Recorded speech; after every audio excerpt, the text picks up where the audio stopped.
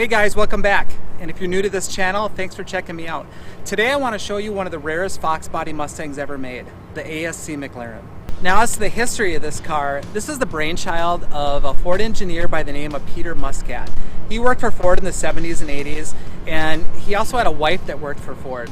Now, his wife drove a Mercedes SL, and that got him thinking that the Mustang would be a good platform for a two-seat roadster.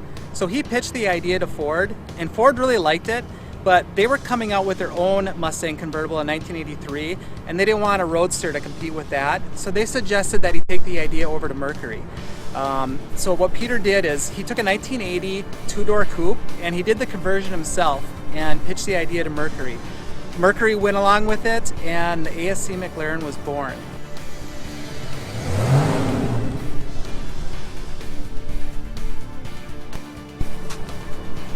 Now, Mercury had their own version of the Ford Mustang called the Capri. They sold that between 1979 and 1986. So the first ASC McLarens were actually Mercury's, and they sold those between 1984 and 1986 up until the time they discontinued the Capri. Once the Capri was discontinued, Ford was excited to have the platform move over to the Mustang. So from 1987 to 1990, the ASC McLarens were ASC McLaren Mustangs. So this is an 87 ASC McLaren. Now in 1987, Ford made 159,000 Mustangs. Only 479 of those were ASC McLarens. And if you break down the numbers for this car, of those 479, only 100 were black and only 16 had the scarlet red interior. And of all the McLarens made, about 25% of them are made with a 5-speed transmission, which this one has. So as configured, this should be one of four.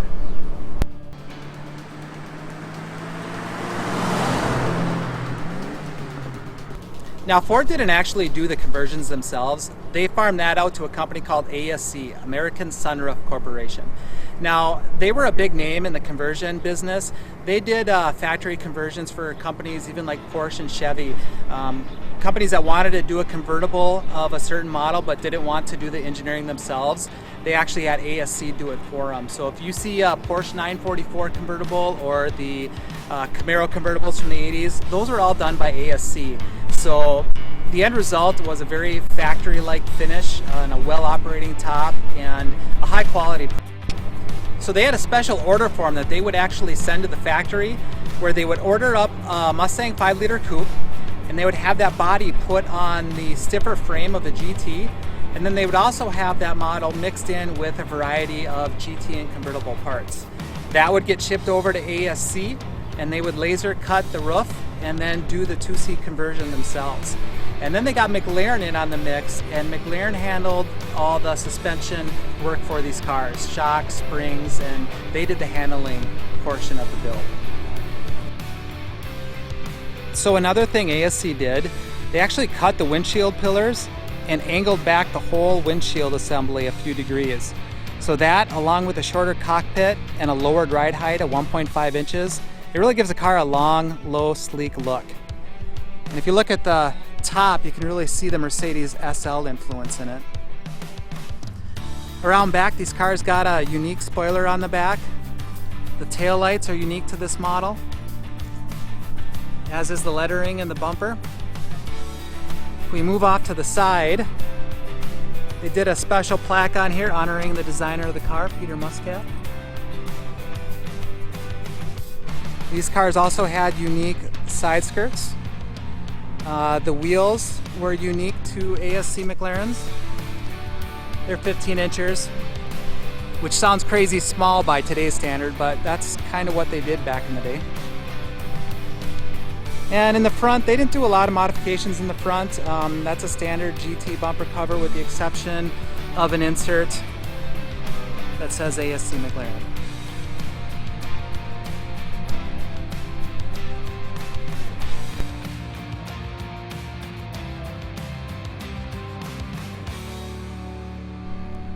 So now onto the interior. There were some modifications that were done in here too.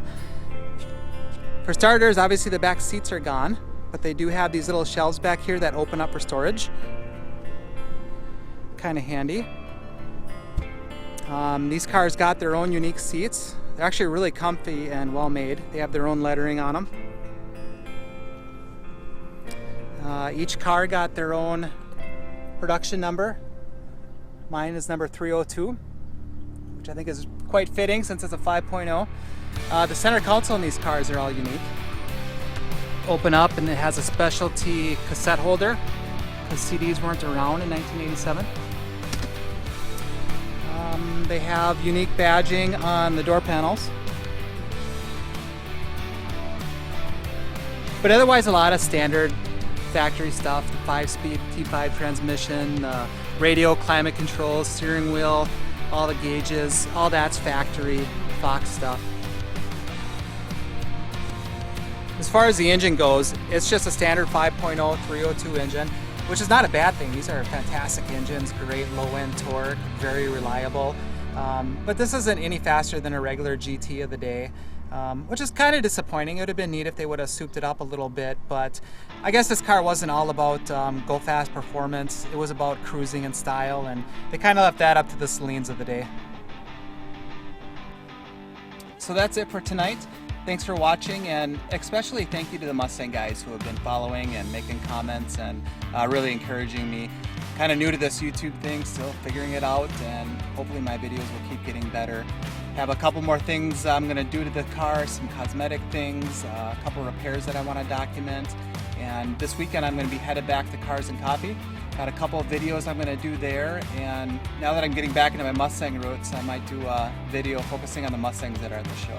So stay tuned and see you next time.